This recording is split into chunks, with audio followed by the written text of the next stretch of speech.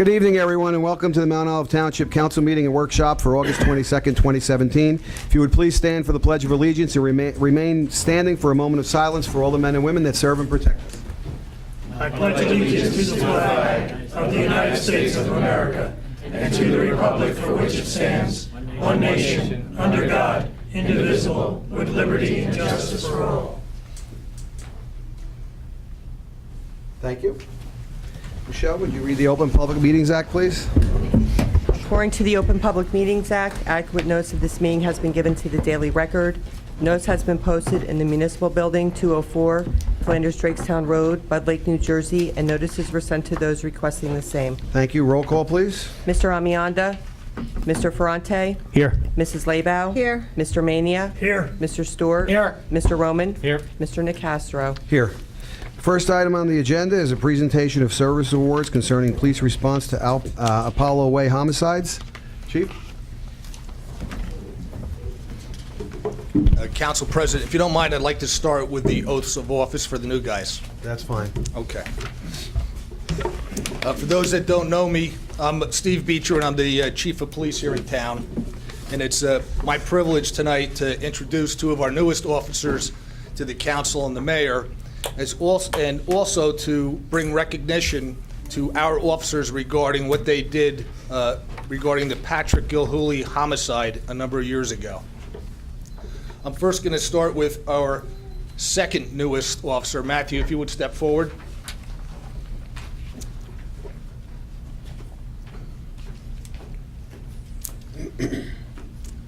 Just going to read a little bio and we'll get going on that.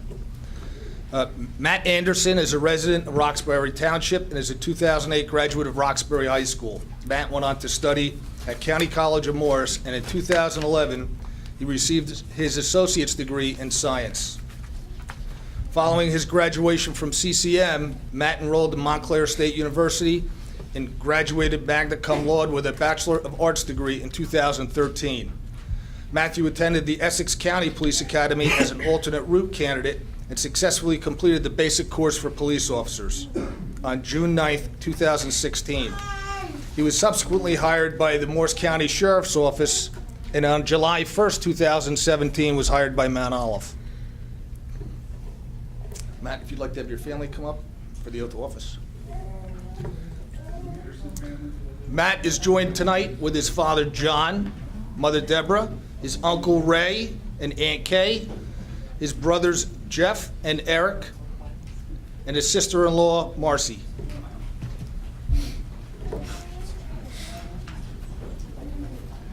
Matthew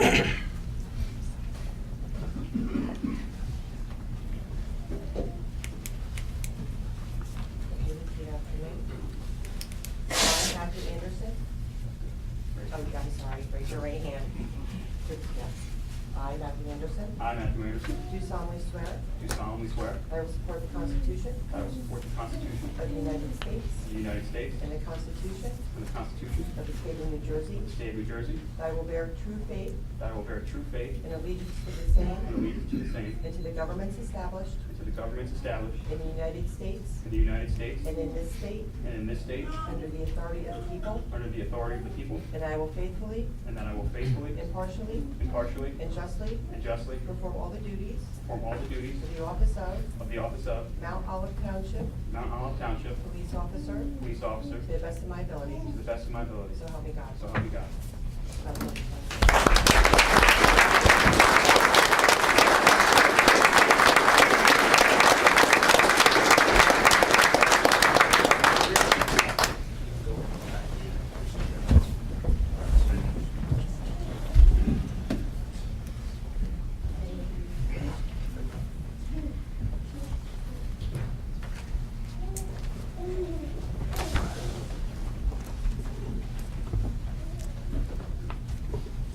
Our newest officer is Carson Parrott. Carson. Officer Parrott has been a resident of Sussex County for many years. He is a 2011 graduate of Pope John High School. Following graduation, he attended Sussex County Community College, Lycoming College, and Monmouth University. He received his bachelor's degree in criminal justice from Monmouth University in 2015. Shortly after graduation, he was hired by the Sussex County Sheriff's Department and attended the Morris County Police Academy. He graduated in December of 2016. On July 29th, he was hired by Mount Olive. He is presently assigned to the Patrol Division and is in the field training program. His training officer is David Herring. Carson is joined here tonight by his parents, Jeff and Lisa, his sister Carly, and girlfriend Janie Spagnolo. Did I get that right, Carson? Okay. Family, if you want to step up and join us.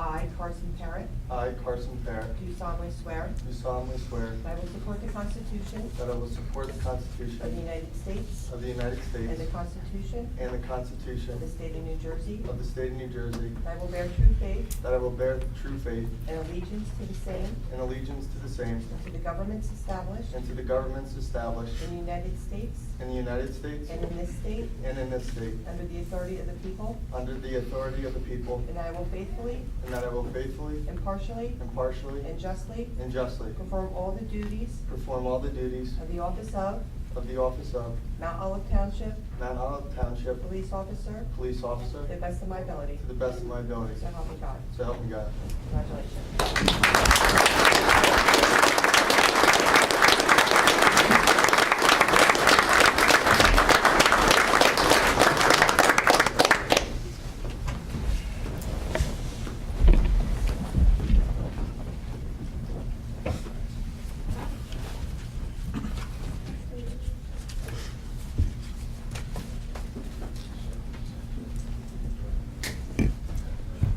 Just as an aside, I know that you're all very proud of your sons for having been hired in Mount Olive. When we ran this test back in 2016, we initially had 415 applicants.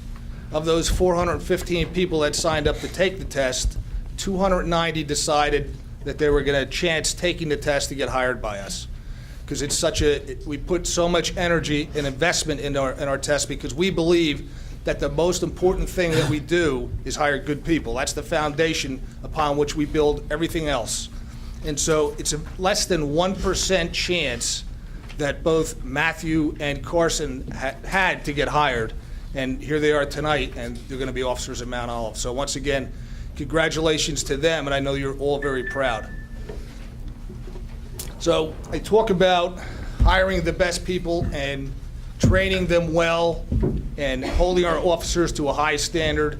And when you have critical incidents with a lot of moving parts, where a lot can go wrong, it gives you a great deal of pride as a leader on the police department to see what your people are capable of doing. And what I'm going to talk about next, I'm actually going to read this narrative because it's pretty involved, but I'm going to talk about the murder of Patrick Gilhooly. And this happened on March 3rd, 2014. And to give you a little background as to how confusing this is, the guys are just, you never know what's going to happen when you're out there working. And on this particular night, what had happened was we got a 911 call that had gone to New York City, then was patched to state police, then was patched to Morris County, then was patched to us. There was a lot of work at the desk that had to be done by the dispatchers that night. And essentially what happened is this man was in a relationship and was on the phone with his daughter calling her to tell him that he was getting shot at. And this is the scene that our officers happened to on that night. On March 3rd, 2014 at approximately 10 p.m., dispatcher David Fitchick, presently NYPD. Dave, could you raise your hand, please? Received a 911 transfer call from Staten Island. The caller, Jennifer Gilhooly, advised that her father, Patrick, was in a domestic dispute with his girlfriend at 2 Apollo Way. She advised that she was on the phone with her father when he told her that his girlfriend was shooting at him. Ms. Gilhooly reported hearing gunshots in the background. She lost the phone connection after hearing the gunshots. Dispatcher Fitchick transmitted this information to the officers working that night.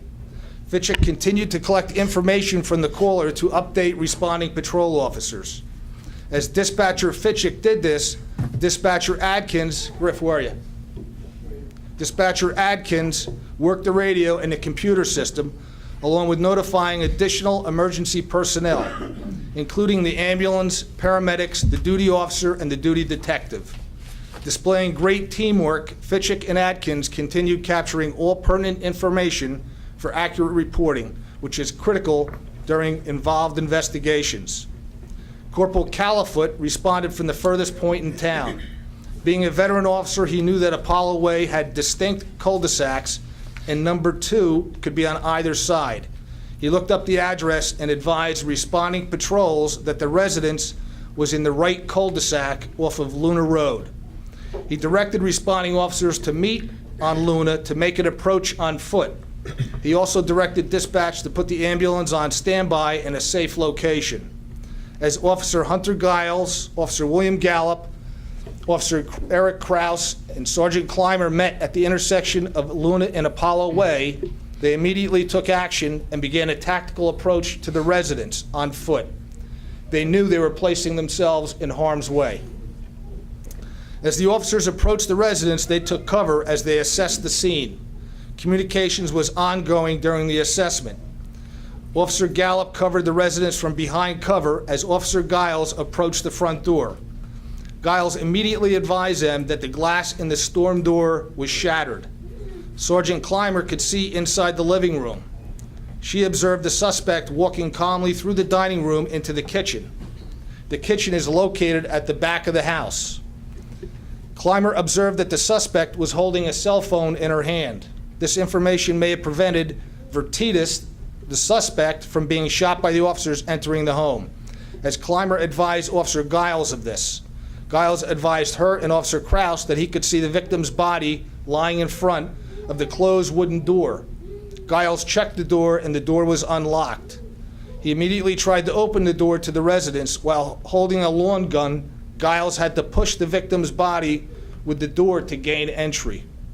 Giles and Officer Kraus entered the residence first and quickly began to look for all suspects. As they entered, they identified themselves and ordered the suspect to the front of the residence.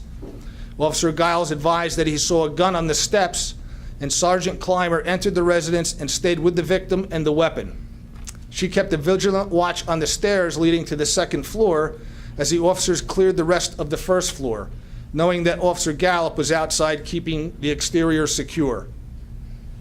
Officers Giles and Kraus quickly cleared the first floor and went to the kitchen.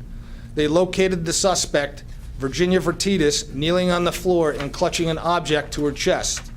She was ordered to show her hands. She would not comply with the officer's request. The officers were eventually able to see that the object was a cell phone, and they approached Vertitis and secured her. The officers asked Vertitis if there was anyone else in the residence. She told them that she was home alone in bed and no one was supposed to be.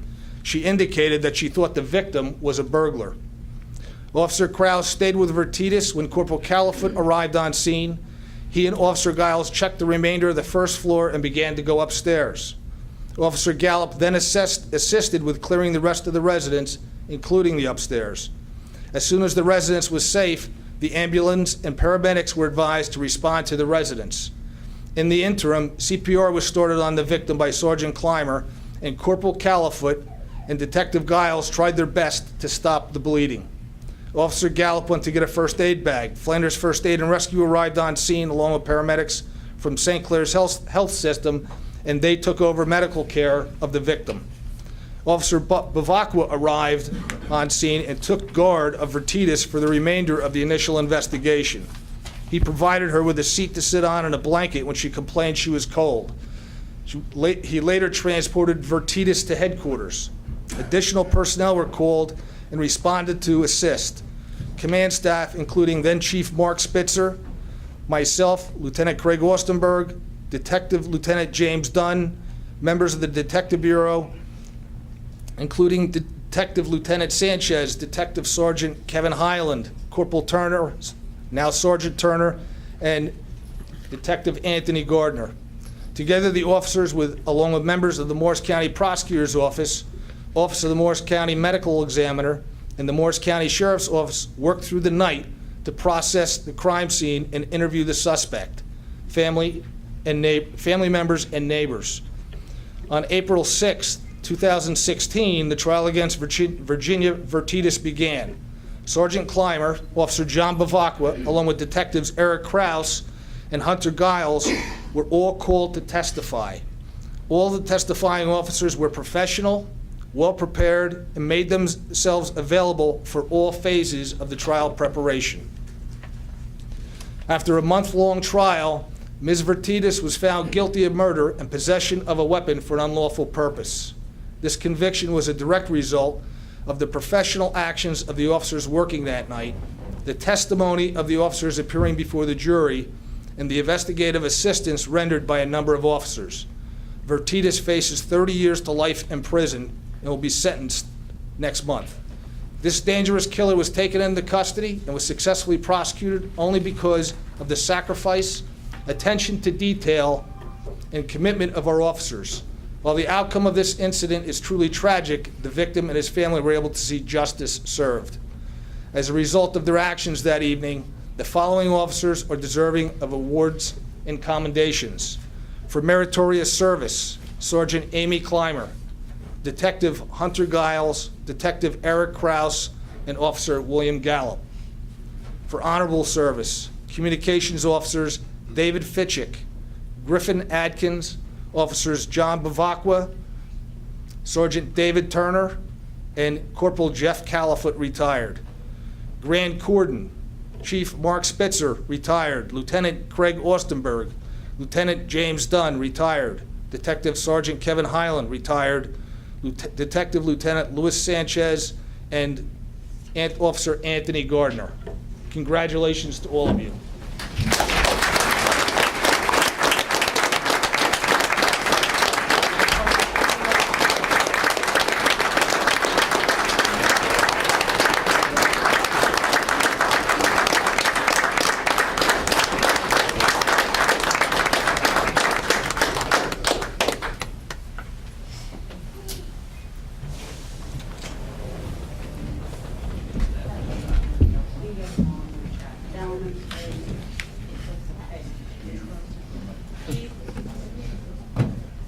Yeah, just before we take a picture, I just wanted to mention that, like I said, there was a lot of moving parts when this happened, and when that occurs, there's points in time where a lot of things could go wrong, but that didn't.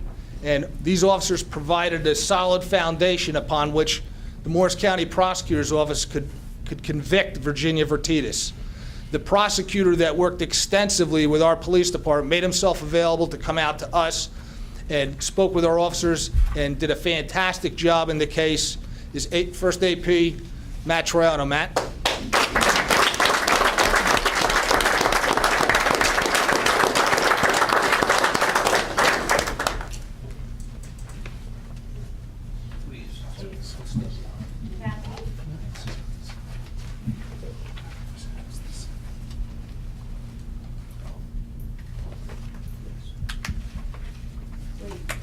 Wait.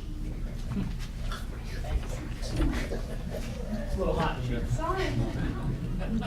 Good job, Lisa.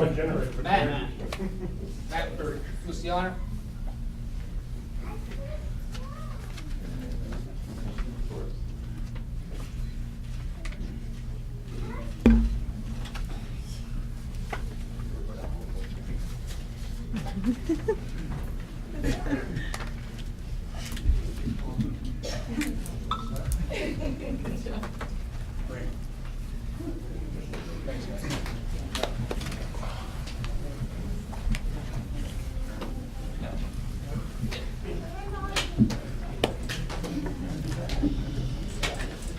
I thank you for giving us the time to make those presentations and introductions. Appreciate it. Thank you. Thank you. Thank you all, and Thank you. congratulations to all, and welcome to our 2 new officers. Thank you all.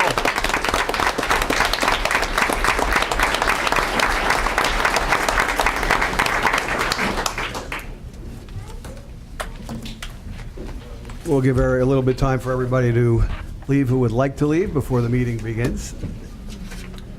Or continues. Stay, the exciting part's coming.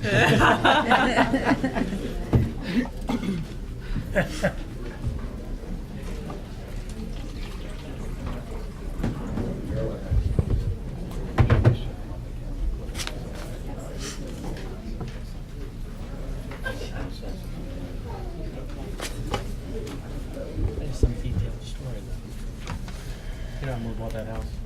Oh, for real? Yeah. I went, Lourdes and I went to go see it, and I didn't tell her where the house it was, and she asked about the, oh, there's some sheet rock, it looked like somebody tried to patch. I'm like, I guess I should tell you. Yeah, that wouldn't have been good to keep that a secret. Yeah, actually, by law, you have to tell You have to people if they, reveal it. if No, they he ask. doesn't have to tell No, his he wife. doesn't, but the realtor, Right. if they ask, If they ask. if they ask. Yeah, they don't have to tell it without You don't have asking. to tell your wife, but you have to tell your girlfriend. That's true. That's a threat to her. I kind of like, you know, I did like that area. It makes it quiet. It's a really cute area. A and P? Quite a few people live And there. Look at wife.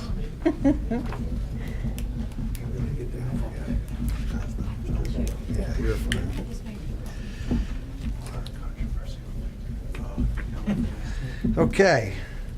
Next item on the agenda is the sewers for Old Flanders. Bob, would you like to give us an update? Please.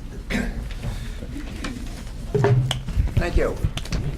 A month ago, at our meeting, we went over a memo concerning the possibility of installing sewers in the Old Flanders area. And we basically continued that discussion so I could gain additional information, which I've shared with the governing body in a memo which was sent out on Friday night. So just summarizing what I've given the governing body is, first of all, we've developed a database showing the water usage in the area in question, the Old Flanders area being the area on Park Avenue, either side of Park Avenue, and going from Park Avenue down Main Street towards the emergency access road into Crenshaw, which is where the sewer currently ends. So the issue is, I looked at the water for generation, and depending on how you calculate your EDUs, rather than 50, there may only be 47, or 51, we're all in the same ballpark. The water generation did not change the data significantly one way or the other. I then inquired to the health department, and we basically took out from their database the information on available septics in the area and what the condition has been. In addition, I met directly with the two gentlemen in the, one of the two gentlemen in the health department, who basically does the septic reviews. And I spoke to the other one too. They've been doing these reviews for more than 30 years. Their basic conclusion is that the soil conditions in the Flanders area is very conducive to proper percolation. Consequently, an event has not occurred that they couldn't correct within the existing property owner's configuration.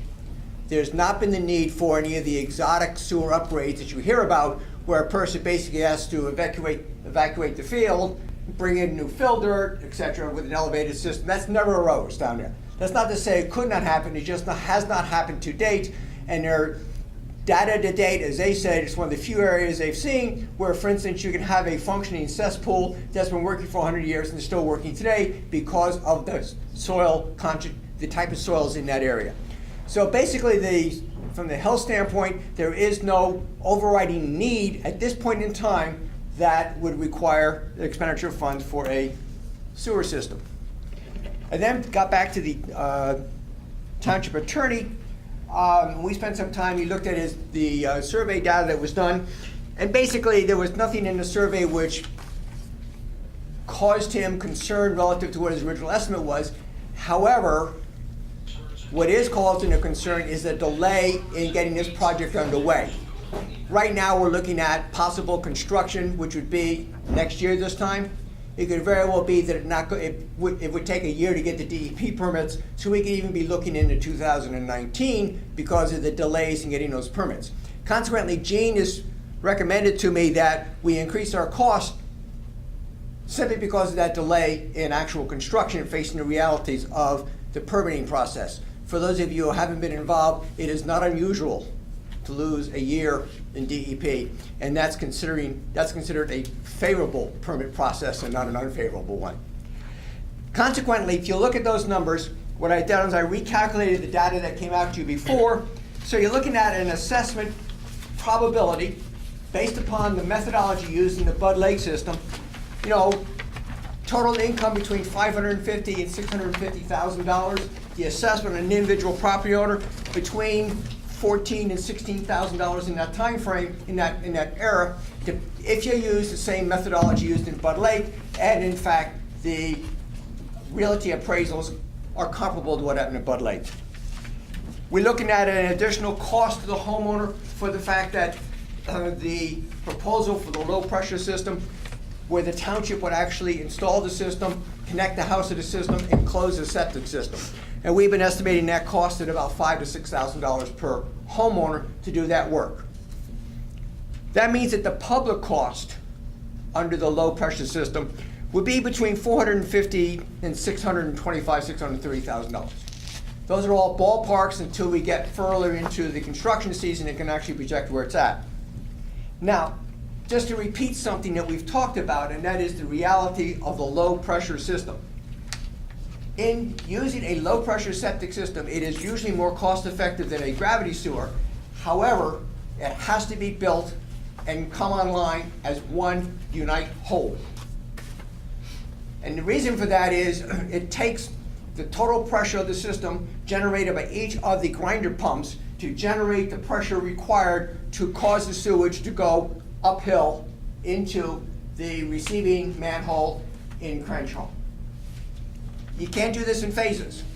If you do it in phases, or if you oversize the pipes for future growth, what happens at that point in time is the sewage remains in the pipes too long, it turns septic. We had that situation in 2000 with, I believe it's the backside of Fire Tower, going back to the backside of the hill, where we had a lot of initial odor problems in 2000 when the first Bud Lake system came on board, and it had to do with the functioning of those low pressure systems. There were two of them on the backside of the hill, and we had to figure out a way of correcting those. So the reality, it's an all or nothing system. I then received some information from various members of the governing body who indicated that there was an interest in the governing body, potentially, or an interest in the community, of the Old Flanders area evolving into a selective commercial district, similar to what you have in Chestnut or other places, which would have antique places and possibly some restaurants, etc., capturing the history of the area. Talks on the gene about that. It's in the future. If that is in fact a concern that the governing body has, that would require a gravity system. First of all, the low pressure system couldn't handle the volumes coming in from a even moderate sized restaurant. A large restaurant would even be more, not only because of the issue of the pumping and flows, but also because all restaurants use large grinder systems, and they end up having a large BOD, or heavy organic load in the pipes, which could cause problems with this type of system. So in looking at that, if that is in fact a possibility in the future, it obviously should be planned for at this point in time. So at that point, you're looking at a gravity system. Talking again to Basinski, who went back to his original estimates, to go to a standard gravity system with a pump station, etc., you're looking at probably another $800,000. So the conclusion that I put on that would be, even if you went to the gravity system, which was now, we're looking at a construction estimate of close to $2.2 million. The cost of the individual homeowners probably would not vary, because the homeowner cost is predicated upon the benefit conferred, the value of the sewer system, which we are guessing based upon the Bud Lakes numbers between $14,000 and $15,000, $16,000. That problem wouldn't change whether it was a low pressure system or a gravity system. Which means if you went to the gravity system, and I outlined the cost structure, the assessment would remain about the same. In a gravity system, the township would not become involved in installing the sewers. What you do is, like we did in Bud Lake, you'd stub it out to the curb, and you give the property owner a year, whatever, to connect. So we wouldn't be going on private property. So that cost would not be ours. The cost would remain the same, except for the homeowner would have to front it rather than the township front it. The public cost, which would be the actual benefit to the public of installing the sewer system, would probably remain the same. And what I'm projecting here is that the sewer utility would end up making a sizable contribution upon the premise that when the system is done, the sewer utility would own the future use and would be sell that just use as it became needed. You have the same thing in the Bud Lake system, where a number of the EDUs that were issued in the Bud Lake system were never sold. They remain with the sewer utility, and if you come in today to connect to the Bud Lake system, it's about $16,000, $17,000, $18,000 to buy an EDU to connect to the system. Same concept will go here. So this gives you an idea of the scope and size of the project. It's about all the information I can think of that I can provide to you. And so I think it really is at the point in time when, the governing body needs to make a decision as to whether in fact do we should go or no go on this given the scope of the project. And if in fact the decision is to go, then we need to make some ancillary decision like gravity or low pressure, etc., so that the staff can start preparing the information needed to provide proper data to the homeowners. So I'm happy to answer any questions you may have relative to the system and their cost. Otherwise, I think the staff's gone about as far as we can go at this point in time, unless there's other issues that you have. So, Mr. Irwin? Bob, if I understand from your memo, you do not indicate that there is any health or environmental reasons why we should go forward? up to this point in time, the health department advised me they've been able to address every septic problem which has occurred in that area. And is there like a time frame with the health department? In other words, they've been addressing issues for the past 15, 20 years, and are they staying about the same, getting better, worse? Most of the times that the health department's been involved there, if you look at the report, is when property's sold. And what happens when the property's sold, a very old system, say it's on a cesspool, has to basically be upgraded so at least you have a distribution tank and you can still have a distribution system, but you're required now to take the cesspool out and put it in a tank and a distribution system. So almost every one of the ones that you look at that detailed list, they were able to do that within the confines of the property, within the confines of the existing state regulations. Is there any possibility that you anticipate that any other properties that may be sold in the future would end up having a situation where they cannot sell because they cannot upgrade their cesspool systems? They're not aware of any. As I said, they've not found an area down there which the soils are dramatically different, which would preclude, and I guess part of the other problem, the area that I was concerned with, is there are some small properties within the triangle, okay? That was like on Schmidt Lane and a couple of ones that front off of Hillside, which are smaller. They've had no problem there relative to several of those have come in and had their systems upgraded. To date, they haven't had a problem. All right, that's all I have for right now. Now, that's not to say that, in fact, you could have something occur, but there hasn't been a history up to this point in time which would indicate that that is a strong probability. And following up with it, is there anything that you can envision as to why a homeowner would have a problem but would choose not to alert the health department on it? Is there any reason why they would choose not to? They're gonna have to, because if they start having their cesspool overflowing, they have to contact the contractor who automatically comes in for permits. So a lot of the information we have there are through the permitting process and through the requirement that you have to pump it out every 3 years. 3 2 years. years, 3 years, whatever. Right. Whenever you do that, whenever a contractor goes in and pumps out, they supply a report to the health department, so the health department has a good feel as to what's going on down there. So it'd be difficult to see that somebody is basically ignoring it. Neighbors would know real quick if it wasn't working, because you'd have septic flowing on the surface. Thank you. Mr. Mania? Bob, do you know what the cost would be to upgrade a septic system, repairs to it? Do you have any idea? Depends No. on the nature of the system, depends upon the topography of the Right. land. Pardon?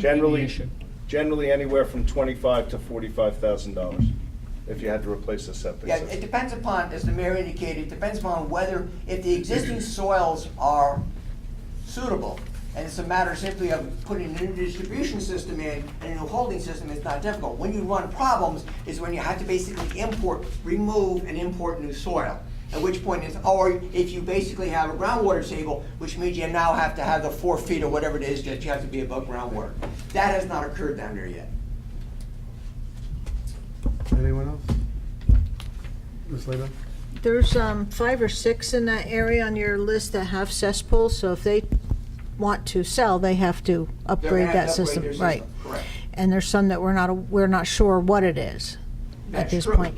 And if I remember correctly from some of the people who live down that way, there was a lot of runoff that's continued and gotten worse over the years because of building past them. And that's creating, I think that Sam might, is that true, Sam? The extra runoff that's You have to coming come down up if he's from gonna talk. other construction going on in areas surrounding, your mom was saying? Unfortunately, it yeah. has to be on the- You'd have Yeah, to you come have up to there come if you up. have to say anything, yeah. Yeah, you have to understand that the upland around them is all highlands. Mm-hmm, So I doubt you're gonna have additional development occur in that area which would flow down to them because the railroad track is the artificial Right. boundary mm-hmm, for for the that. highlands. The other question is, if we wanted to make Old Flanders more of a, district for restaurants and bed and breakfast, whatever, can that be sustained with septics? Depends totally upon the size of the lot, the water generation, and the type of restaurant. I mean, you just can't make an artificial statement. I mean, for instance, I looked at some of the EDUs generated by other restaurants in the area. So if you get a place like, in fact, unfortunately, a lot of the restaurants are in a shopping center and we don't know the individual flows. Right. But I looked like at Kennedy's Pub. All right, Kennedy's Pub is kicking out like 15 to 20 EDUs worth. There's like 3,000 gallons a day, which automatically takes DEP approval, anything over 2,000 gallons. Could you handle that down there? If you had a large enough lot, you could. The issue is the lot size. The pump house actually is on a septic system, Is it? down in the Hackettstown side of town. Unfortunately, you don't have access to that one because it's the next jurisdiction up. It's still in Mount Olive, though. The pump house? Yes. Yeah, the old right pump on the house, edge. Which is now the Brazil. You could get that Didn't know information. that. They're not, I know that they've had issues because their septic system is not sized appropriately for the number of tables that they have in the restaurant. And we've had to make certain accommodations to be able to allow them to operate, such as more pumping than is required through other similarly situated properties. They've also had issues in terms of their expansion outside for outside seating because their septic was undersized for what they had originally. And it required us to make some kind of accommodation there that they would have to close down certain portions of the restaurant to be able to utilize the outside areas for seating. So the answer to your question, Colleen, is that septics can be used for commercial restaurant-type spaces, as long as they're appropriately sized, and as long as the property will accommodate the type of use that is required on the property for any particular operation. The other question, thank you. The other question I have is with a gravity system, you don't have to bring it all up online at the same time. So Correct. would you, does this plan recommend extending the pipes in the road a little further? So if somebody later on, they want to add on, they could, or well, we got the glorious problem of the Highlands. the Highlands, right? And, if you're doing construction, you go up and stop right there. I'm not quite sure that the Highlands would be overly cooperative in going further on that basis. Obviously, when you put a gravity system in, you can put a lot more flow than is generated down there because of the pipe size and stuff. But the issue there would be the Highlands, and you'd have to talk to Chuck and stuff. I haven't Yeah. heard of people have a lot of success in terms of getting variances from the Highlands. You know, it's so. I remember, Colleen, I hate to interrupt, but I remember the discussion originally, and when we had looked at extending it out to like Beaver Lane and up behind Ashley's, there were all kinds of issues, including, I of the- remember, and I may be wrong, that it was outside the sewer service area that had been allocated, which is a major problem, step number one. Right. Number two, the elevation changes created major More problems. additional problems with the sewer system.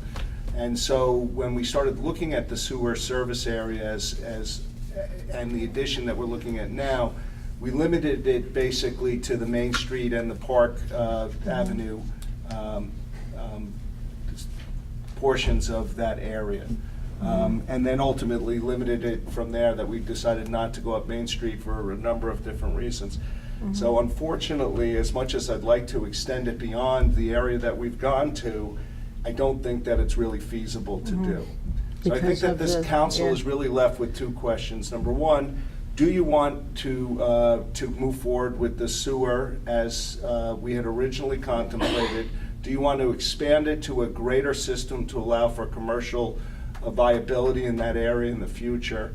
Those are the real main issues. We can go on as many tangents as you want in terms of different areas, and I know that there are people here who would love to have sewers, and I'd love to be able to extend it that far, but it's just not feasible based upon the state regulations that we would have to overcome. It's just not feasible.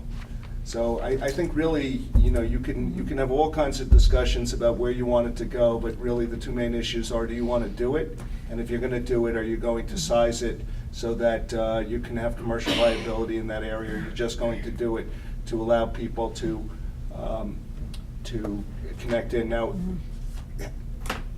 going on something that you said, and contrary to what Bob said, although there haven't been problems down there, We know the bottom there's- line is that the cesspool, the existence of the cesspools really is the driving force here, because all of those people, when they go to sell their properties, are going to have to now put in septic systems at a minimum at an extreme cost to them. So I think that really is the justification.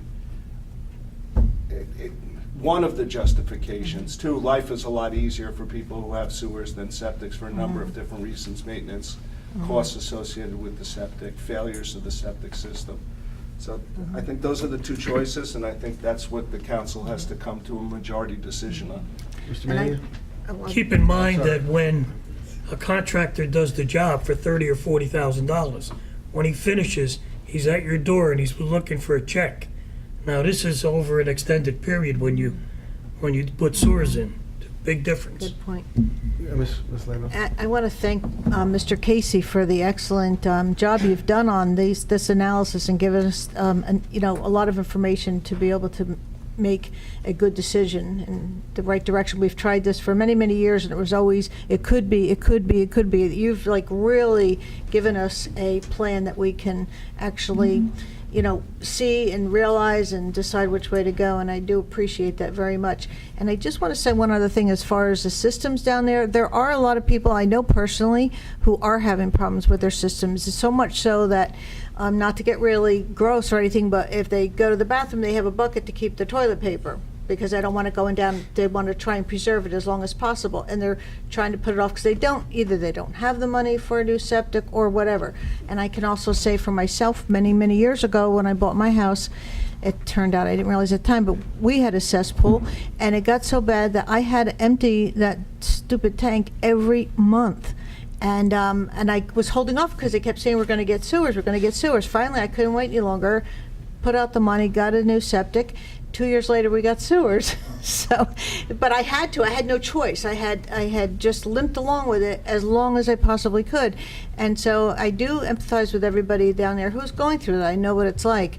But I do appreciate the fact that you did such a great job with the low pressure system, the gravity system. It's excellent to have the information to choose. Bob, two quick things, just to make sure. We're talking about 36 homes, basically? Is that what you're talking about? Well, I think they're like 35, 36 It's in that area, properties. And properties. on those properties, there are a number of multifamily units. Correct. So I think we counted like about 45 to 50 Altogether. EDUs. And- Our calculations are not based upon the Homes. individual homes. It's They have the to be based EDUs. upon EDU, because that's Correct. how sewers are. Correct. So also you're saying that basically a rough cost for the homeowner is about $20,000 and change for everything, and that's amortized. That's where our guesses are right now. We don't have an exact number yet. That's per EDU. Per EDU, Per correct. EDU. So, and that's amortized over whatever period of time we decide, 50, 20 years or whatever payout or whatever. That will be a function, that will be determined by your bond attorney when you decide on the type of system. And the reason I'm saying that is a normal gravity system is not unusual to have a 20-year life. Right. Okay?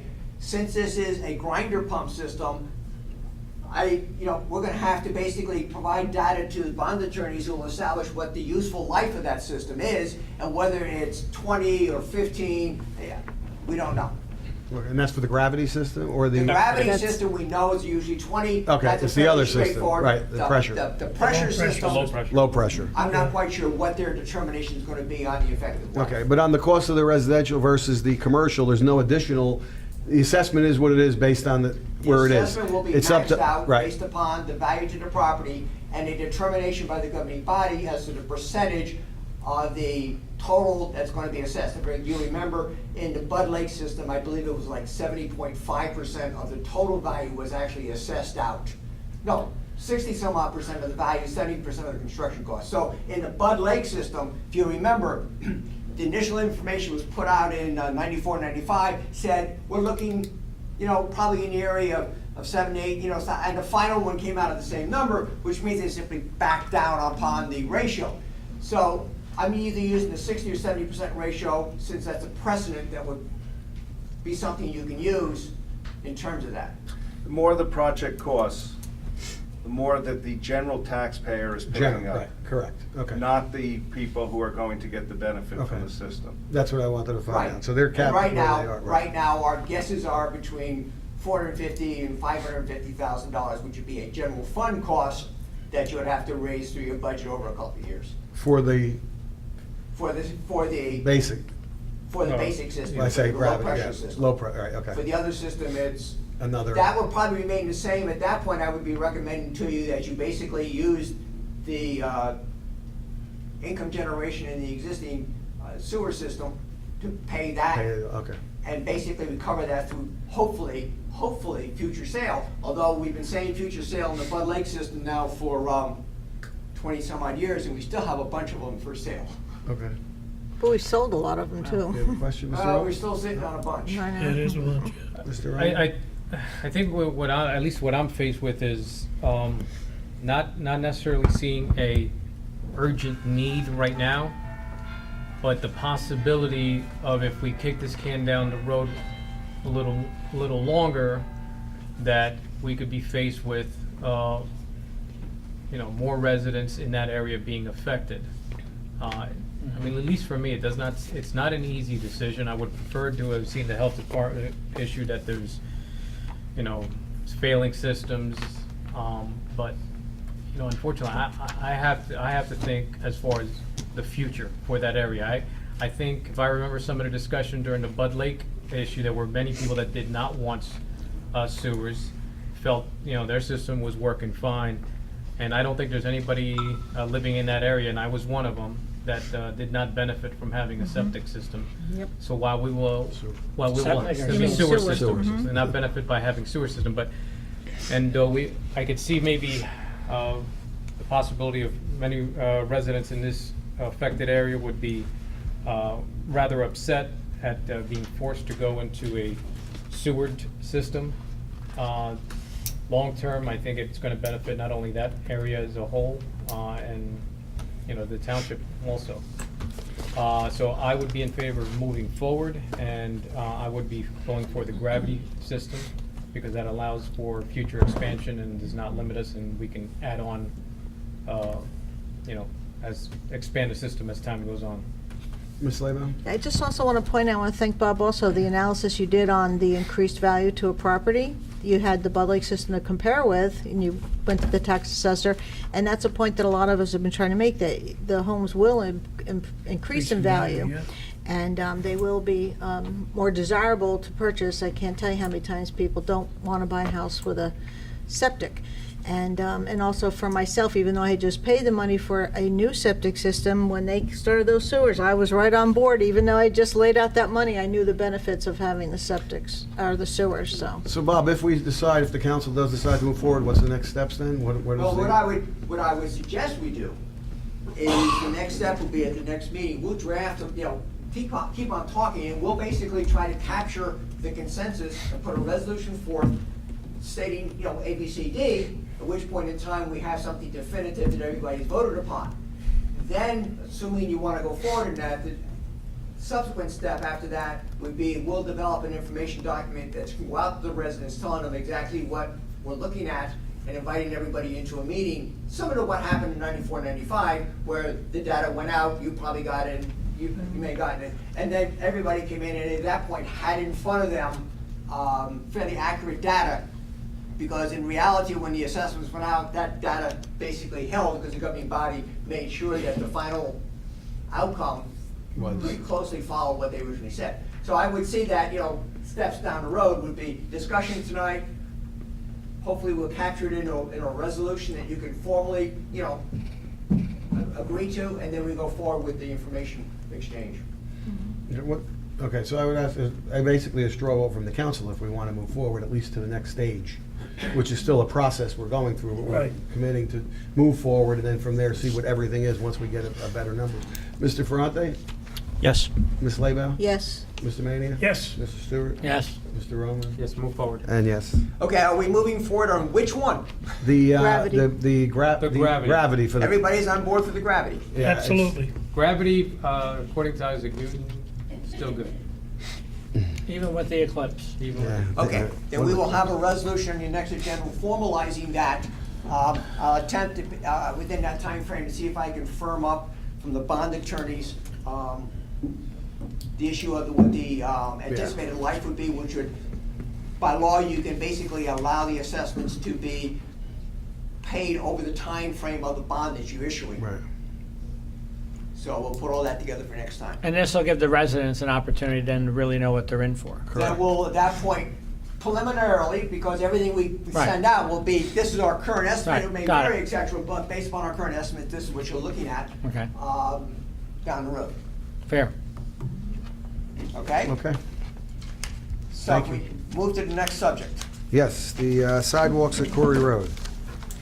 Basically, the bottom line is, there's an interest, you all know, for sidewalks on Curry Road from the high school to Flanders, which one? Flanders Batesville? Flanders Drakestown. Flanders. Yeah. Flanders. Thank you. Flanders word wonders all over the place. All right, the school board has looked at that, they said, okay, we can fund half of it. Does the town want to kick in half? So we're looking at approximate expense of $9,500. The finance officer has looked at the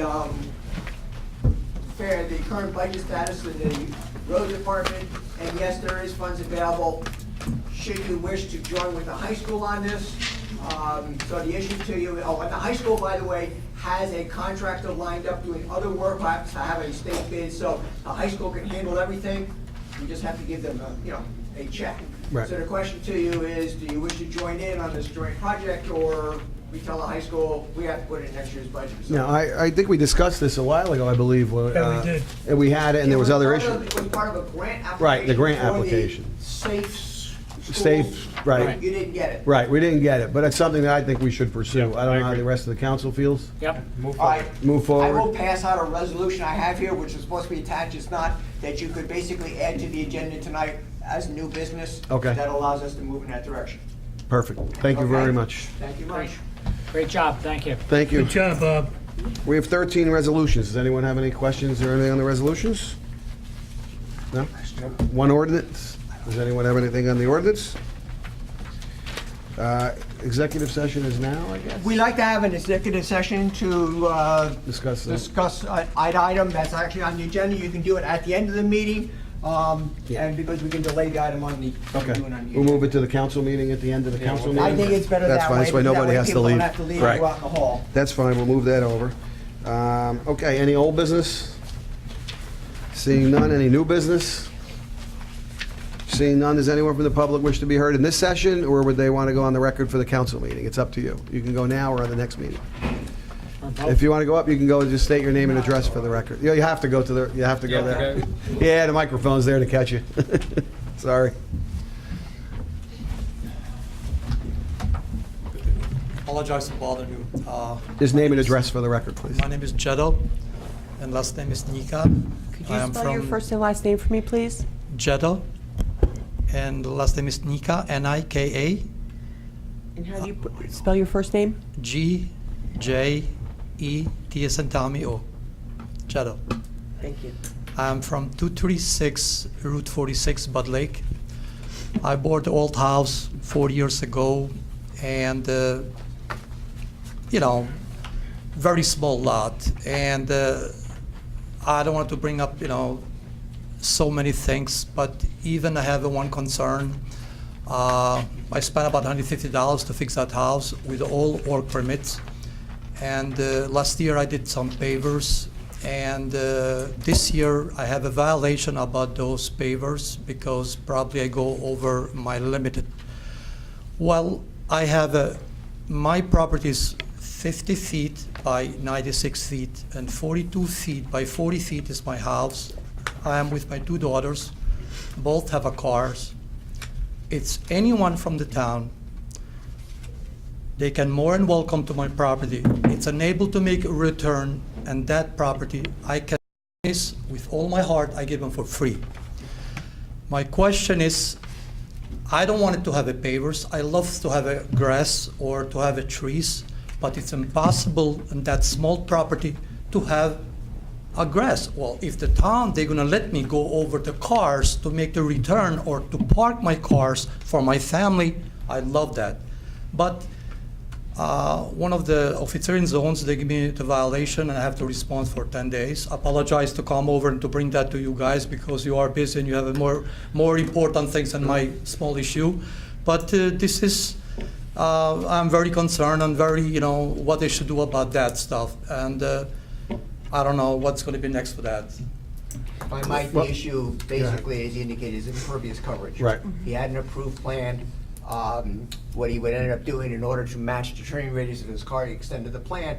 I think what you need to do is basically apply to the Planning and Zoning Board for a C variance, we call it bulk variance, to allow more impervious coverage. I think if you advise the zoning officer in that fashion, everything will be on hold and you can just start that process. I think you have good reasons for it, because where you are on 46, to back out into 46 is Very called dangerous. suicide. So I think you got grounds, but technically, zoning board would have to approve it. I appreciate it. So go to the zoning officer, tell him you want to apply for a C variance, and he'll help you from there. I appreciate it. Okay. Apologize. Thanks for Ms. Laybout? Thanks. Yeah. I just want to explain, I know Jetto very well. I'm over here, Jetto. It sounds like it's coming from back there, but it's over Thank here. you. I just want to say that this property, in case if you're not familiar, it's the house that's Yeah. to the right Looks of, very nice, yep. Satellite's over it right now, I can see it. Oh, you Yeah. see it right now?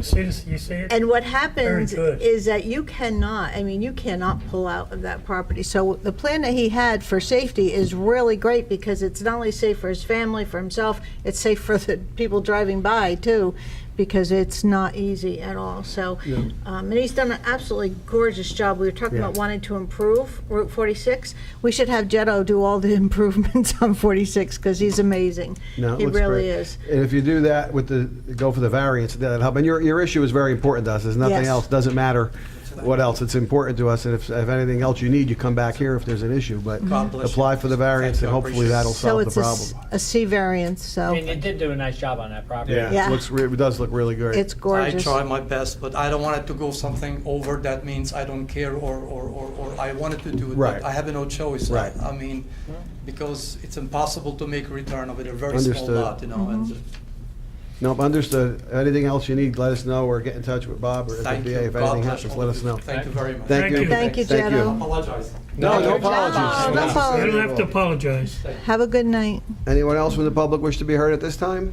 Yes, I would. You can go up there and speak his name and address for the record, please.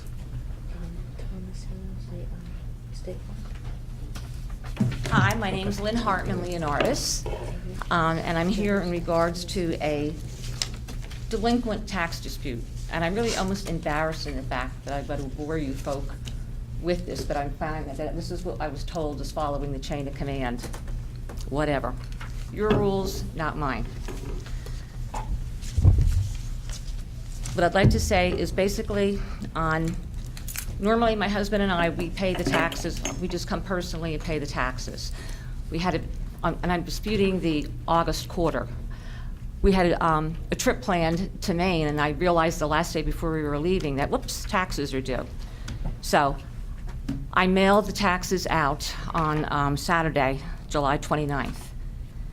And off we went on our trip, which was Sunday, July 30th. If you need any proof to know that we were on a trip during this time, I have our our gas records, et cetera, of the trip that we took. So this past Wednesday, I received a notice from the town of Mount Olive regarding it was a delinquent tax notice, and I was really like somewhat puzzled, like, what are they talking about? If you count the days, you'd see from July 29th to August 10th would give me 13 days. You would think that the mail would have gotten from Mine Hill Road to the office here. I called the tax office to see if there could be any help in regards to this. I went through a number of people.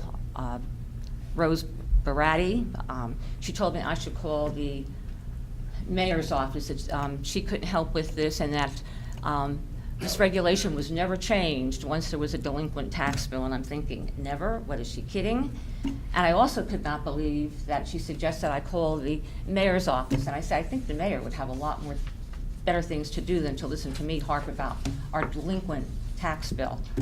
In any event, she wasn't providing any other information for me or helping me, so I asked who her immediate supervisor was, and she told me it was Sherry Collodi, whom I never met at the, towards the end of the day. I was at home when I called, and I said to her I was going to come down, pay the delinquent tax bill, which is $7.05.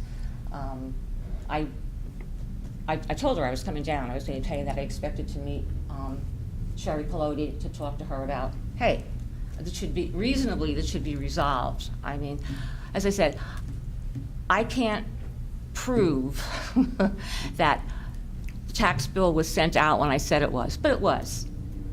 And I can't prove that any more than when they said to me in the tax office, oh, we'll go down to the post office and find out where it went. Excuse me? I mean, this is like 2 weeks after. It would be like me asking somebody in the tax office, would you mind looking for the old envelope when it was postmarked to see when that actually came in? I don't know what happened in that 2-week period of time.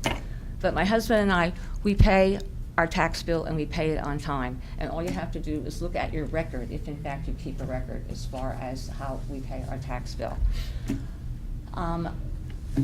Okay, so I still wasn't getting any satisfaction, and I felt they really wanted me out of the place. I told them I'd wait for Ms. Collodi, even if I had to wait till the end of the day. I got there, I guess, around maybe 3:10, and I came down there.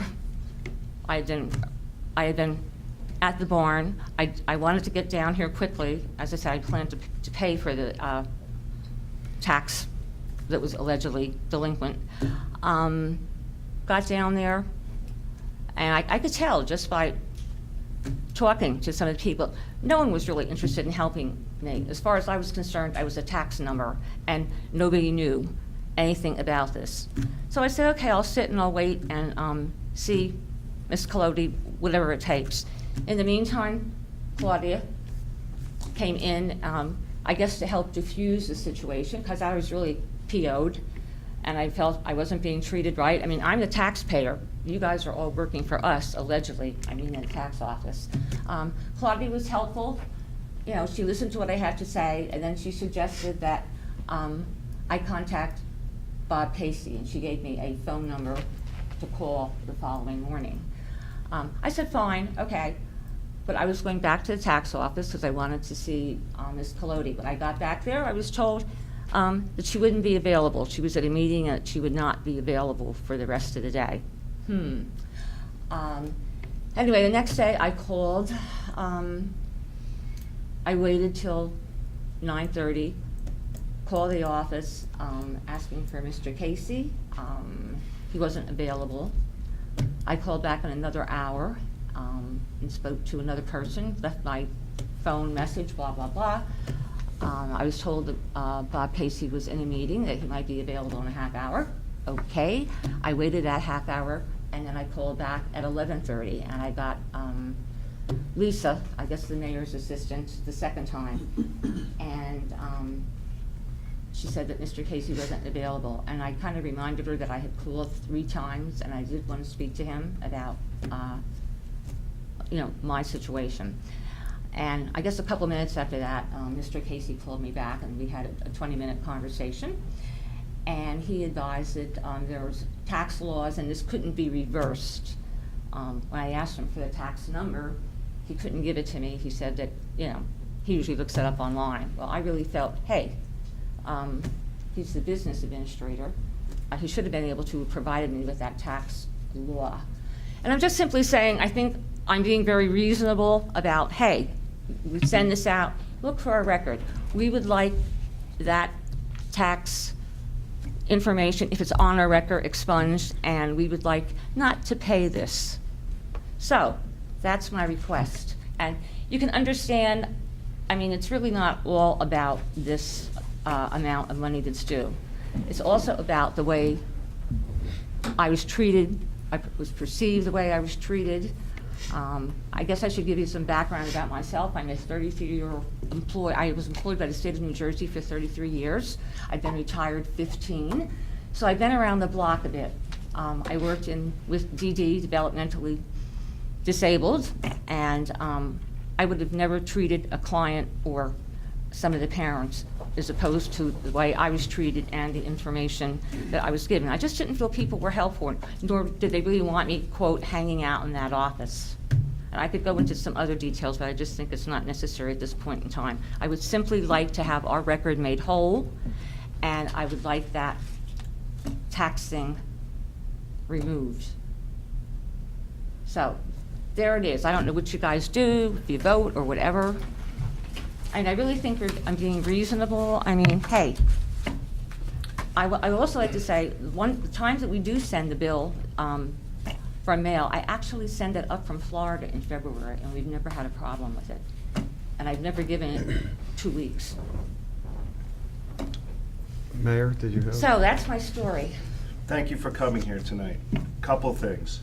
Number one, I expect that all of the people in this building respect the residents of Mount Olive Township, and I insist that they recognize the fact that we work for the taxpayers. So to the extent that there was any feeling on your part that you were not getting due service as the owner of the business, I apologize to you, and I certainly will have a discussion with everybody who is involved in the process. Secondly, you're maybe the 5th or 6th person that has come since I've been mayor with regard to a $7 late fee. And I recognize it's not the amount of money. No, it's and not. In past, I have actually come out of pocket the $7 to put the issue to bed because, it's not about the money. But having said that, we have never, since I have been mayor, never, ever waived the late fee for a number of different reasons. Because what you end up doing is opening up Pandora's box to every different type of explanation. Now, I knew you were coming tonight. Yes, I sent a note that I was did coming. have a chance to take a look at your tax record, which is exemplary. Thank I think you. that you haven't had a late fee since 2006, which is 11 years ago, which is just tremendous on your part. But the policy of the municipality is that if it's not received by the date, and I understand that you paid it, it wasn't received until the date that the tax office said that they got it. They're very thorough. Right, I went back to get the check, it was August 14th, they said. Right. Right. If it's not received on the date, you are assessed. Now, I'm more than happy, and I know this is not going to satisfy you, to pay the late fee on your behalf, the $7.05. In terms of expunging it from it's gonna get paid. So whether you pay it or I pay it on your behalf, I don't have a problem with that. And I know it's not about the money, but the fact remains that for whatever reason, it came in late, and that's how it's marked as late. So I recognize that that's not a satisfactory response to you. I know it's not about the money. It's a token gesture on my part, because as I said, I totally believe you, 100% believe you that it was sent out in a timely fashion, should have been received in a timely fashion.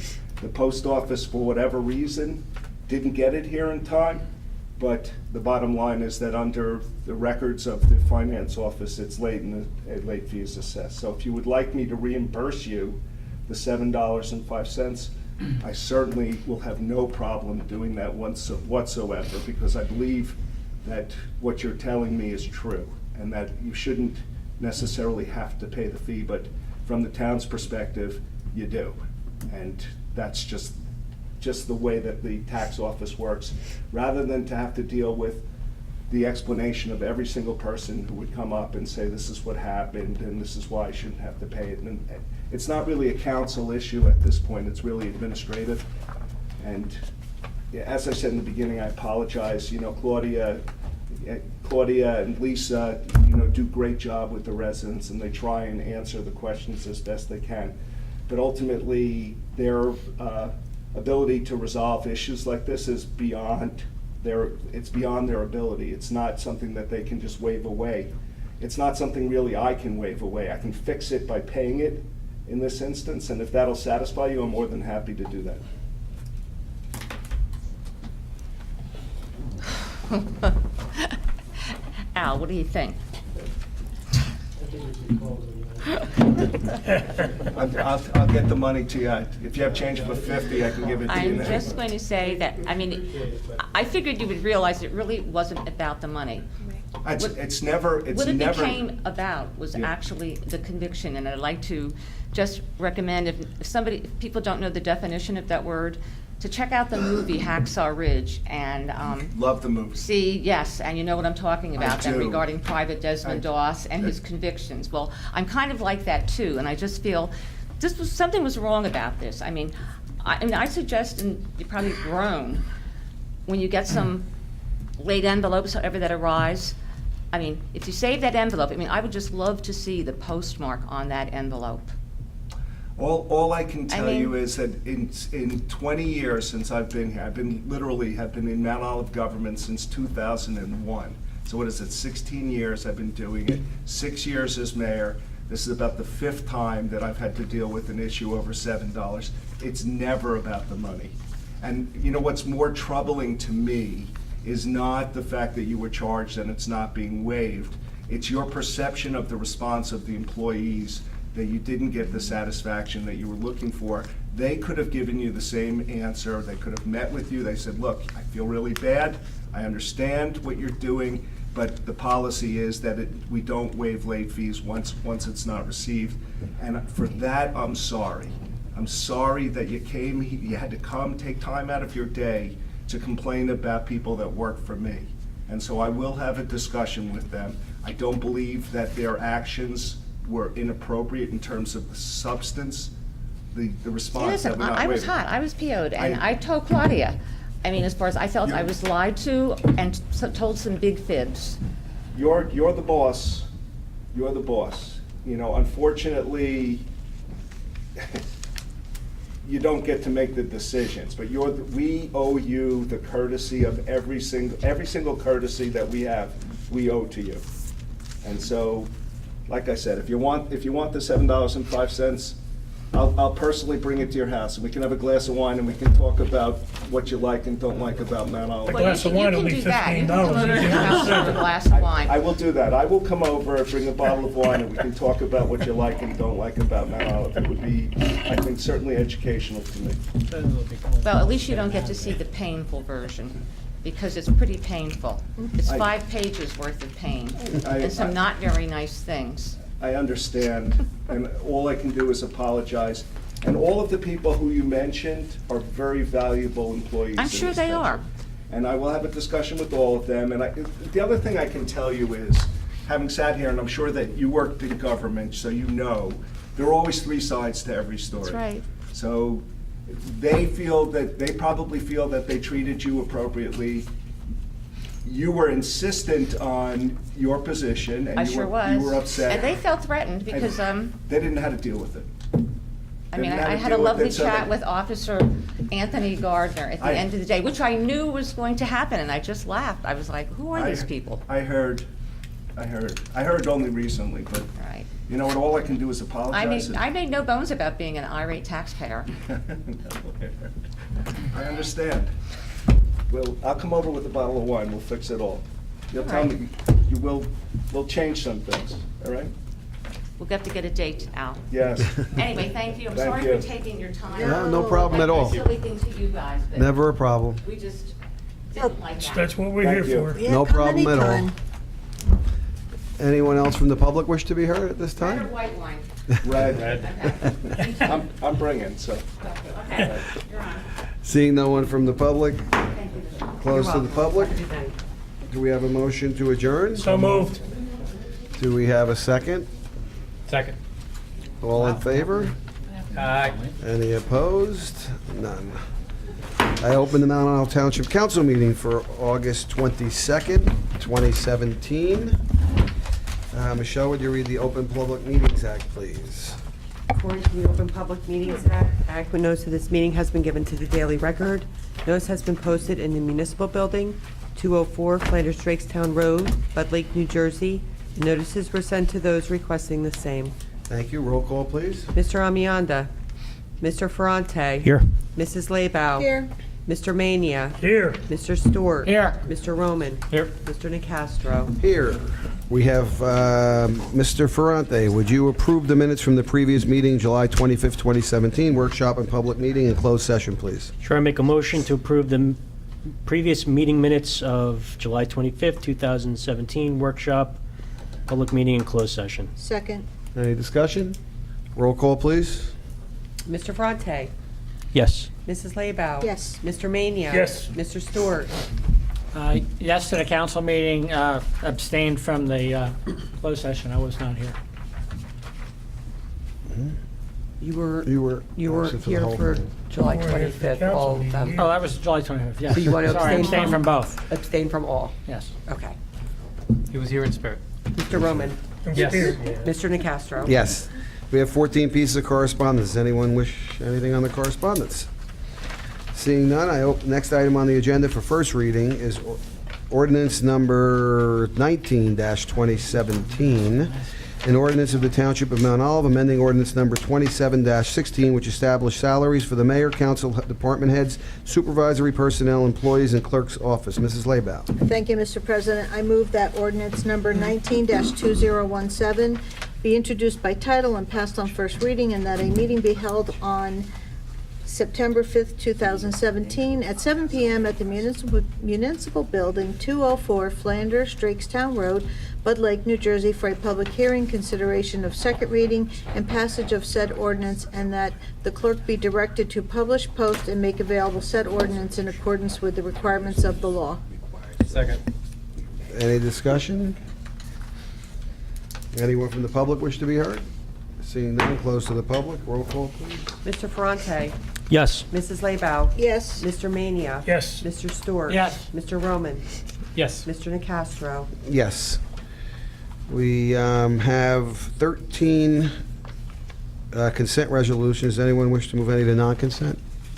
We have one non-consent resolution, which is the new resolution that was put on for the authorizing the funding of installation of sidewalks on Corey Road. Does anyone from the public wish to be heard on any of the resolutions? Let's do consent first. Consent resolutions, right. Consent separately. Seeing none, any discussion? We have a motion to accept. Mr. Mania, would you move consent resolutions 1 through 13? I move for the approval of consent resolutions 1 through 13. Any discussion? Second. Second, I'm sorry. I second. Ms. Leibau, any discussion? Roll call, please. Mr. Ferrante. Yes. Mrs. Leibau. Yes. Mr. Mania. Yes. Mr. Stewart. Yes. Mr. Roman. Yes. Mr. Nacastro. Yes. We have one non-consent resolution. Would someone move resolution number 14, I guess it would be? Resolution of the Township Council of Mount Olive authorizing funding for the installation of sidewalks on Corey Road. I move for approval of non-consent resolution number 14. Second. Anyone from the public wish to be heard? Seeing none, close to the public. Any council comments? Roll call, please. Mr. Ferrante. Yes. Mrs. Leibau. Yes. Mr. Mania. Yes. Mr. Stewart. Yes. Mr. Roman. Yes. Mr. Nacastro. Yes. Let me see where we are. Bill list. And bill list is next. Mr. Roman, would you move the bill list, I move please? for approval of the bill list. Second. Any discussion? Roll call, please. Mr. Ferrante. Yes. Mrs. Leibau. Yes. Mr. Mania. Yes. Mr. Stewart. Yes. Mr. Roman. Yes. Mr. Nacastro. Yes. Administrative reports, anything from the mayor, Claudia or Bob? Nothing. I have. First of all, I don't know if any of you have seen my Facebook page. This evening, I put up a email that I received from Paul Gennaro, who was the homeowner who had the carbon monoxide issue, who was incredibly thankful to our first responders.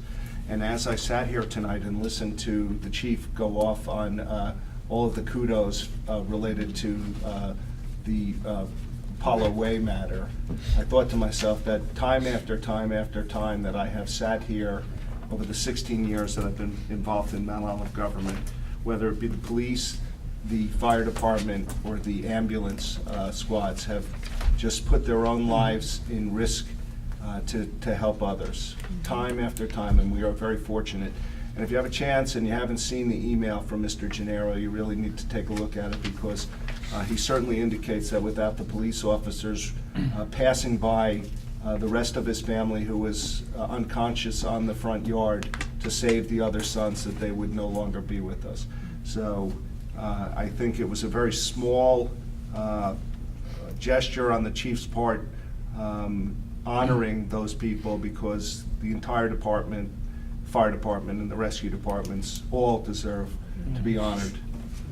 On a happier note, this Saturday is one of our special days in town. It starts with Touch a Truck, and while I didn't think I was going to be there for the event, because I was going to go to the Giant Jet game, which is now at 7 o'clock, I thought it was at 4, I will be at Touch a Truck with my Jeep, and it's very, very well attended, and the weather's supposed to be super. After Touch a Truck, starting at 4 o'clock, obviously, is the Food Truck and Fireworks Festival. And both times that we've sponsored this event, we've had better than 10,000 people attend. So I expect that we'll probably have greater attendance this year than we did in the past 2 years, and hopefully I'll see all of you there. And the weather's supposed to cooperate, too. Weather's supposed to be great. Cooler. According to my notes, Town Hall will be hosting a defensive driving course with AAA September 9th. Contact Lisa Brett in my office for more information. My office has arranged to participate in the Morris County Clerk's Office On the Road program first week in October. We will have the County Clerk's Office here on the second Wednesday of every month starting in October. This program will benefit all of Morris County residents by making it more convenient and providing greater access to the services of the Clerk's Office. Passports, Veterans ID cards are some of the programs they will be offering. With respect to the Food Truck and Fireworks Festival, I'd like to especially thank Patillo Autosport, the Rockefeller Group, and the town of Dover, who came through with some lighting elements for the event. So I think this weekend is going to be rather special in Mount Olive, and I'm looking forward to it. That's all that I have. Thank you. Anyone else from the administrator? Mr. Mania? Just quick question, Mayor. On that carbon monoxide problem, I understand that the police officers went in there and saved 2 of the sons that were downstairs. And they took sick because of it, because they didn't have masks, and they couldn't wait for the rescue squad to get there. Is there any way we can do something for masks for the police? Is it a special mask? You know, I'd have to ask the chief that, but it was one of those situations that I don't think even, I mean, it was basically pull up, get out of their car and run in and pull people out. So I don't think that they would have taken the time to go in and get the masks even if they had them. Because nobody knew at that point in time. Well, they had a pretty good idea that it was carbon monoxide, because that's the way that it came across. If you listen to the 911 calls that are attached to Mr. Gennaro's email in terms of the series of events, I don't know, you know, that there would have been time. I don't know whether or not they have actual masks, whether or not you need an oxygen tank with the mask. I'm asking, I don't know. No, you do. You need You need a tank. oxygen. You need a tank. You can't go in there just. Right, Yeah. you need oxygen. The levels were so high in the house, it was twice the lethal limit. I mean, I think 800 parts per million is what I've heard it will kill you. It was, when they actually measured, which was after there had been some venting, it was at 1,600 parts per million. After venting's the important thing. I and did then have it's the still opportunity, high. I did have And the that came opportunity. from a gas heater? Came from a hot water Hot water heater. I did have the opportunity to visit the police officers at the hospital at Dover, St. Clair's Dover. When I got there, they were all in good spirits. I think it was more preventative and to be checked out than they actually had any adverse health effects as a result. So I don't know how to answer the question, and I certainly will speak to the chief as to whether or not they have such protective equipment and whether or not it would be useful to buy that type of equipment. If we save one life, it's well worth it. Yeah, I understand that, but they're confronted with so many different types of events that you can't protect as against every event that they might come across. So at some point, you're gonna fill up their car with so much crud, it's gonna look like Finnegan's Closet, and they're not gonna be able to find it in any event, and they're gonna run. As long as Finnegan can save them, it doesn't matter.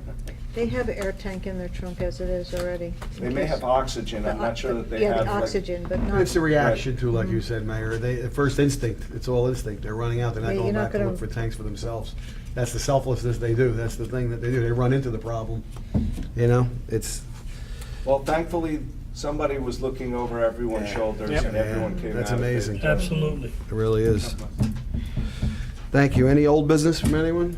Ms. Lebo? It's sort of old business. I have to voice a complaint I have with the state of New Jersey. We had the sewer, Good luck. I know. I just have to say it. It annoys me to no end that we have the Highlands Preservation, Highlands Planning thing that they put in, which was supposed to protect the water, okay? Then they turn around and their wisdom beyond wisdom, turn around and say that anybody who owns a house that has a cesspool cannot pass title without putting in a septic system because you want to protect the water. Then you have a situation like Old Flanders where you're going to fight with the DEP to get permission to put in sewers. Where does that make any sense? It drives me nuts. It's the state. So I just wanted to say that because it just is. And also, all the people who have cesspools at their home, and when they passed this law, they didn't say who had to put in the new septic, the buyer or the seller. So that's another situation you have to go back and forth with. But it devalued the property by anywhere from $25,000 to $50,000, and it's just wrong. And that's my complaint. Thank you for listening. Thank you. Not Any that it does other any old good. business? Just one other Yes. statement. I'm on the understanding that the National Weather Service has issued a severe thunderstorm/tornado watch for this area for this evening. Yeah. Okay. You weren't referring to Ms. Lavel's comments, were you? No, yeah. And that Any- lady who any was new here tonight, business I would from do the same anyone? thing she did. It's a matter of principle. Seeing no new business, any legal matters? Yes, thank you, Mr. President. Two quick things. First of all, as you know, Fred and I appeared before Judge Neergard Friday at the Affordable Housing Fairness hearing for the township, and as you know, it went very, very well. The Special Master and Judge Neergard were extremely complimentary of the township and the hard work that you have done in putting together the affordable housing program here, and it was great to hear all the compliments and her recognition of how hard the township has worked. So that went great. Our compliance hearing is tentatively scheduled, I believe, for January 12th, and at that point, we'll present a revised housing plan and hopefully obtain certification on that and the 10-year protection to the township. And Chuck McGroarty also did an amazing job as a witness. He was just fantastic. So at this point now, we're going to be focusing on 57 acres. That's sort of the next big project. The rezoning on that will be finished, and then we'll work on getting those DEP deed restrictions removed so we can move forward on that.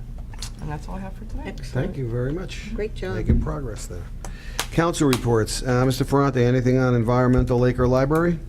The library was canceled. It'll be next month. We received the latest survey, which on the lake from yesterday, and no recommended treatment again. Thank you. Ms. Lebo, and anything on Economic, TNR, or Open Space? Nothing. Mr. Maney, anything on Nothing. Legislative Planning? Health Department, I have a report from the Health Officer, Trevor, rather. After receiving complaint regarding dog waste left on the beach and the lake, the Health Department inspected but only identified goose feces. Either way, because of the potential and because the beach is considered a township park, the Parks Department is installing dog waste bag dispenser, similar to the ones at the dog park. Signage will be installed at our new, and our ACO will add this area to regular patrolling.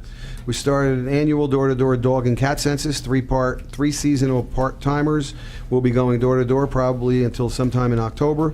We will be including Saturdays so that we can increase the chances of catching people at home. As arranged through the court on Monday, August 28th, we are scheduled to have a conference call with Oakwood representatives and the prosecutor on the progress of improvements with the garbage problem at the complex. How we proceed will be based on the conclusion of this meeting.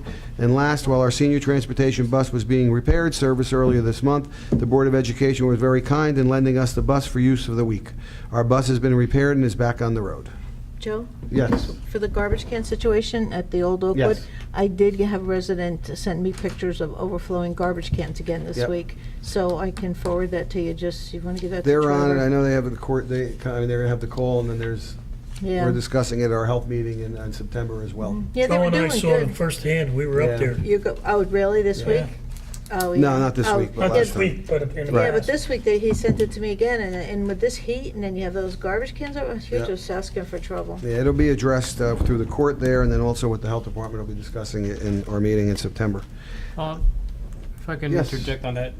Bob, is the health department making routine inspections of Overlook to see if they are, to document any?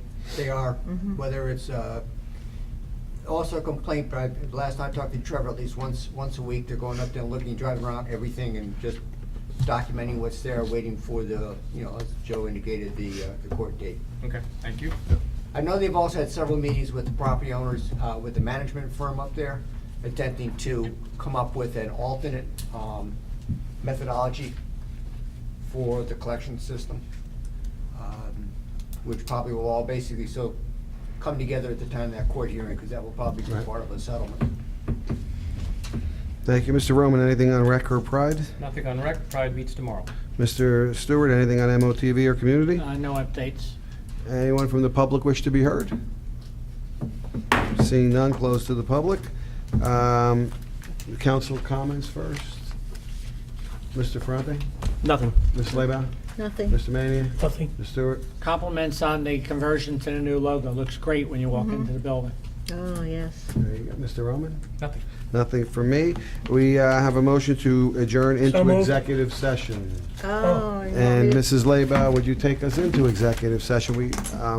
First we have to close, No, you have to go into executive. where am I? Yeah, Ready? Go ahead. yep. Okay. According to Section 7 and 8 of the Open Public Meetings Act, I make a motion, we move into executive session to discuss, what's Purchase of property. the what? Purchase of property. Purchase of property, noting that the minutes will be made available upon conclusion of the issue. Second. All in favor? Aye. Any opposed? None. We just ask everyone to leave right now. We have an executive session. You're welcome back after. We're just going to close when we're done, but you're welcome to come back in afterwards.